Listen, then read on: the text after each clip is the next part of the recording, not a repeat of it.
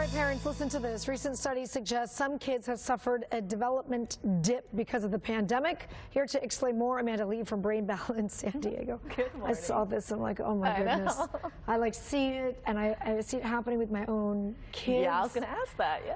No matter how hard the parents tried during this time, I mean, this was a big change for them. It was, yeah. A lot of researchers are alarmed right now because they're just seeing such a delay in so many milestones for babies and young kids and teenagers and even adults. Yeah, for everybody. What is a development dip? Yeah, so they're seeing a lot of delays, particularly in fine and gross motor skills as well as communication skills. And what that looks like is a delay in crawling and walking and socializing and just speech in general. And that's really important because that's going to affect you later on, right, when you get into school and how you regulate your body, how you learn, how you focus.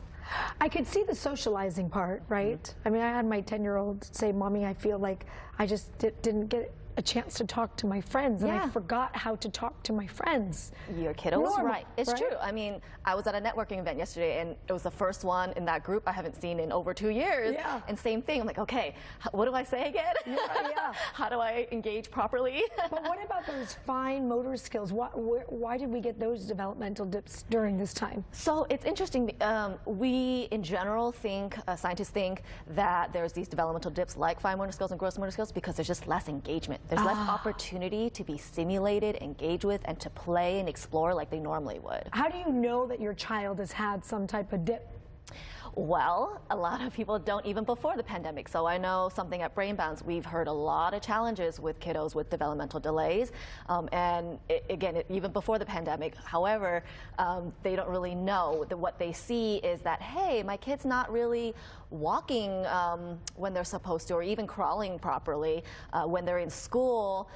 They're not able to focus. They're really while the majority of the class is able to sit at circle time, their kiddo can't. Or they're really having a hard time learning the alphabet or reading or doing math or self-regulation and socializing, like you said. How do you fix, let's say you're at home watching right now, Mom, Dad, and you go, oh, that could be my kid. What do you do? Two big things: engage and explore. You have to stimulate their sensory components, I guess, because your senses and movement are the two most powerful triggers for stimulating the different neurons and neural networks in your brain. So by the way, if you didn't know, your brain, the majority of it is developed within the first 5 years, 90% of it. And within the first year, it doubles in size. So if you don't engage and stimulate their brain and allow them to go explore and see other people and play and touch grass, touch sand, touch water, and move their body, if you're always trying to keep them in this bubble, then they're not going to be nurtured and their brain won't have the opportunity to grow. Well, that makes a lot of sense for the toddlers. Touch mud, touch whatever you can get. Exactly, yeah, that's what they're doing. They're literally exploring, and that's important. Let them do that. Okay, so what are some other options that parents can look into if, because you think with 2 years, you're all in the house, most of us, including those kids, got so much computer and screen time. Yep, that's part of the issue before the pandemic too, yep. But now we're trying to break off of that, and it was a habit that it's almost hard to break now. Yeah, I mean, take the lead from the adults, right? We always talk about that. If you can reduce your stress and anxiety, they'll reduce their stress and anxiety. And changing these lifestyles, eating healthy, getting outside, exploring, go to your local trails, right? You don't have to go very far. And just have intentional family time. Playing board games is really great to develop those different problem solving and teamwork skills as well, fine motor skills especially for some games.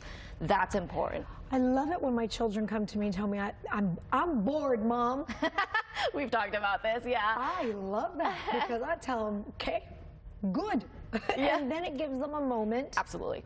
Right? Creativity and imagination is key, especially at that early childhood age. There's a lot of research that shows the more imaginative you are at that age, the better off you are in being able to function the best, I guess, meet your potential later on with problem solving and just skills in general, 21st century skills that are important. All right, and if you need like a little bit more support and help, Brain Balance. BrainBalanceSanDiego.com. We're always sharing resources, and we also do assessments, so that's another way too. If you've tried a lot of different avenues, if you're seeing your kiddos struggle in school, again, whether they're in preschool or they're in high school, we see it all. We work with adults as well.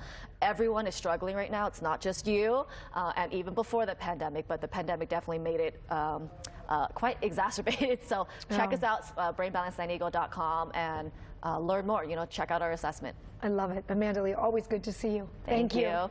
Like it. You're bored? Good.